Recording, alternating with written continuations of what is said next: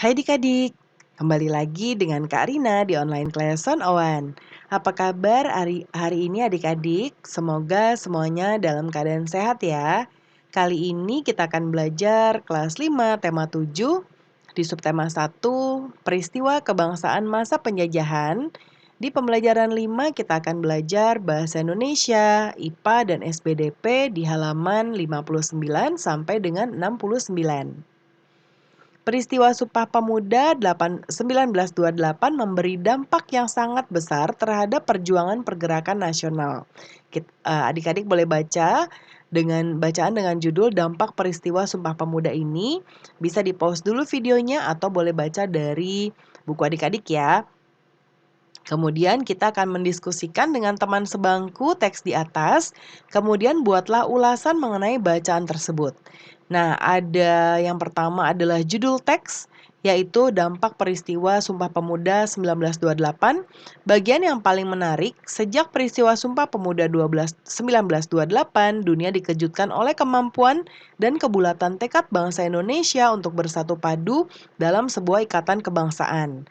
Informasi pentingnya ada 4 poin. Yang pertama, pada tanggal 28 Oktober 1928 terbentuk tekad untuk bersatu dalam ikrar Sumpah Pemuda. Yang kedua, sejak peristiwa Sumpah Pemuda 1928 timbul kebulatan tekad bangsa Indonesia untuk bersatu padu dalam sebuah ikatan kebangsaan.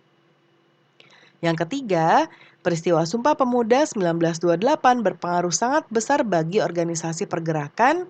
Yang keempat, organisasi Sumpah Pemuda menegaskan rasa senasib sepenanggungan sebagai satu bangsa.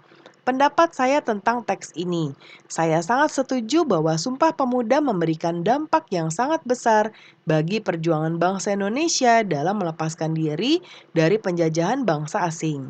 Saya menyarankan teks ini karena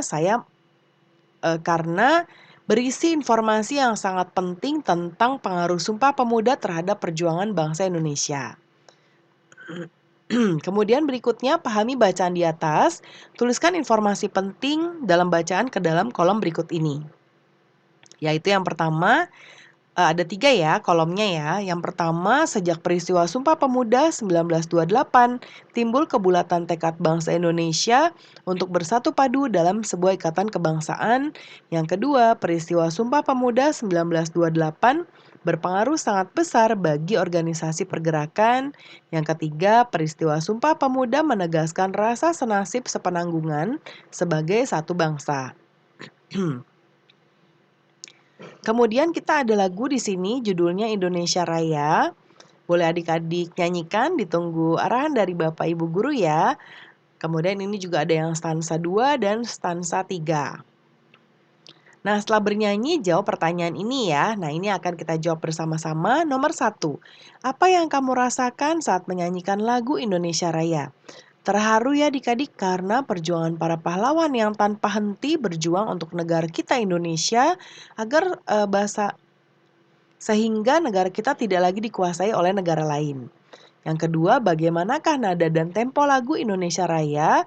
Nah, ini dinyanyikan dengan nada do sama dengan G dengan birama 4/4.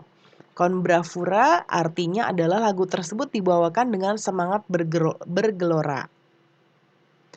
Apakah lirik lagu Indonesia Raya mencerminkan nilai-nilai persatuan dan kesatuan? Jelaskan.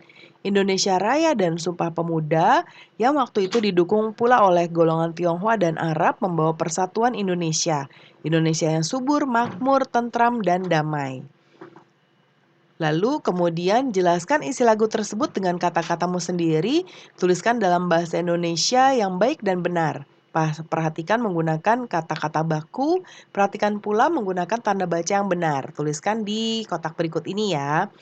Nah, yang pertama stansa 1. Terdapat kalimat marilah kita berseru Indonesia bersatu. Dalam kalimat ini terdapat makna penyemangat dan seruan bagi Indonesia yang saat itu belum merdeka. Pada stansa kedua terdapat kalimat marilah kita mendoa Indonesia bahagia. Makna yang mendalam terkandung di dalam lirik tersebut, di mana makna landasan spiritual yang selalu mendoakan Indonesia yang bahagia.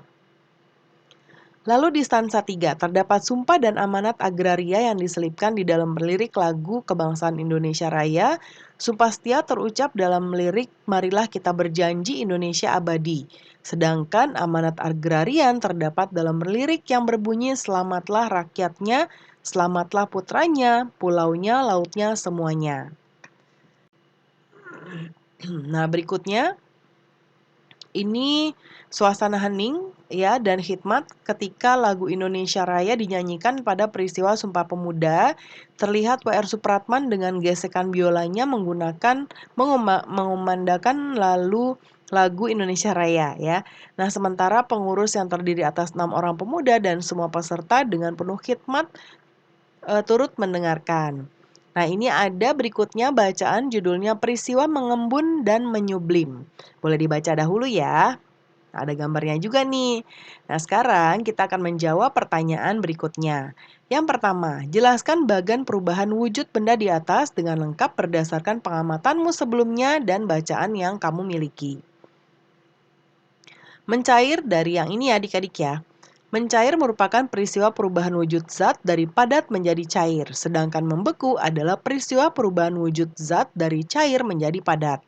Mengkristal adalah peristiwa perubahan wujud zat dari gas menjadi padat, sedangkan menguap adalah peristiwa perubahan wujud zat dari cair menjadi gas. Menyublim adalah peristiwa perubahan zat dari padat menjadi gas, sedangkan mengembun adalah peristiwa perubahan wujud zat dari gas menjadi cair. Kemudian yang nomor 2, jelaskan perbedaan antara peristiwa mengembun dan menyublim. Pada peristiwa menyublim, zat membutuhkan kalor, sedangkan pada peristiwa mengembun, zat melepaskan kalor. Mengembun terjadi pada benda gas, sedangkan menyublim terjadi pada benda padat. Yang ketiga, jelaskan perbedaan antara peristiwa mengembun dan disposisi. Mengembun merupakan perubahan wujud suatu benda dari gas menjadi cair, sedangkan deposisi merupakan perubahan wujud suatu benda dari gas menjadi padat. Ini disposisi ya adik-adik ya, disposisi.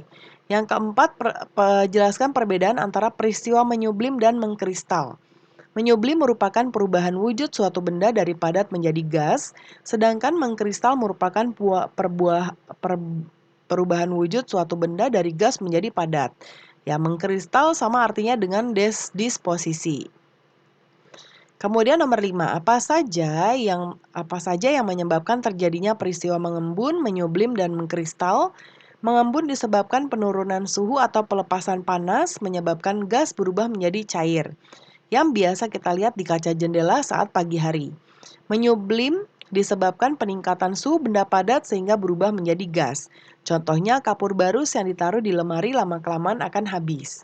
Lalu mengkristal disebabkan oleh penurunan suhu atau pelepasan panas yang dialami benda tersebut. Contohnya adalah uap air yang berubah menjadi salju.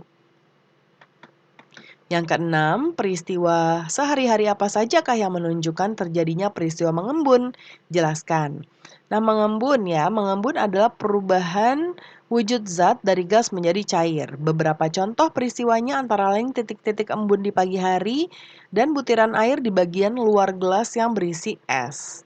Yang ketujuh, peristiwa sehari-hari apa saja yang menunjukkan peristiwa menyublim? Nah, menyublim adalah peristiwa perubahan zat padat menjadi gas atau sebaliknya, ya, atau gas menjadi padat. Nah, contoh peristiwanya adalah kamper, ya, dia berubah dari padat menjadi gas. Ini bisa kita rasakan dengan adanya bau kamper. Proses pembuatan es kering juga merupakan contoh peristiwa menyublim. Kemudian berikutnya bersama teman, rancanglah percobaan untuk menunjukkan terjadinya peristiwa mengembun dan menyublim. Siapkan alat-alatnya, ikuti tahapannya. Nah, seperti ini ya. Boleh nanti digambarkan juga tiap tahapannya.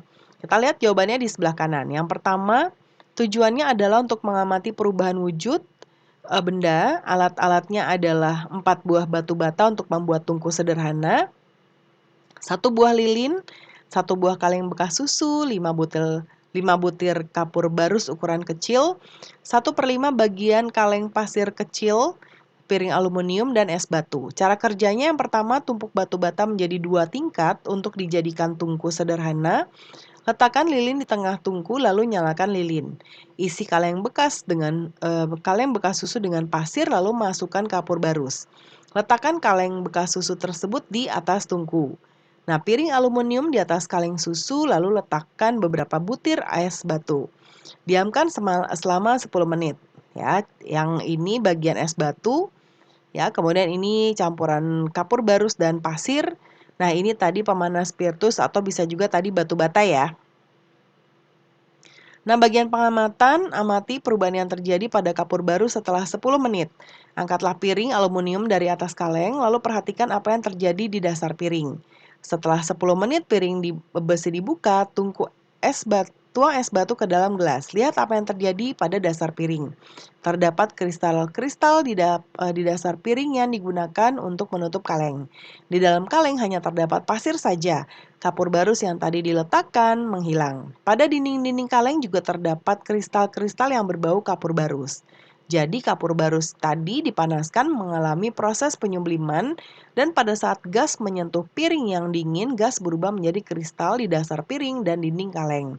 Dari percobaan di atas kita juga dapat menemukan dasar kaleng mengalami penggelapan warna karena adanya hangus. Ya, hangus tersebut termasuk hasil dari perubahan wujud benda gas menjadi padat atau mengkristal. Ini cukup panjang ya adik-adik ya, karena ini mendeskripsikan percobaan. Kalau dirasa terlalu banyak, boleh adik-adik singkat sedikit. Selain itu, piring yang diberikan es di atasnya di sekeliling dasarnya terdapat embun-embun yang berasal dari gas yang menyentuh dasar piring. Sehingga menjadi embun, peristiwa itu disebut mengembun, yaitu perubahan wujud benda gas menjadi cair. Setelah melakukan percobaan, ya, nah setelah melakukan percobaan di atas kesimpulannya ya pada percobaan di atas menunjukkan salah satu contoh peristiwa menyublim atau perubahan wujud dari padat menjadi gas. Kapur barus yang tadi dipanaskan mengalami proses penyubliman pada saat gas menyentuh piring yang dingin, ya. Dan dia berubah menjadi kristal-kristal. Yang nomor 6, buatlah sebuah poster seperti ini. Nah, ini Karina sudah buatkan posternya, silakan nanti boleh di capture ya adik-adik. Nah, pembelajaran kita sudah selesai ya. Terima kasih sudah menonton sampai akhir. Mohon dimaafkan apabila ada kesalahan dalam perkataan maupun dalam materi yang diberikan. Sampai jumpa di pembelajaran berikutnya.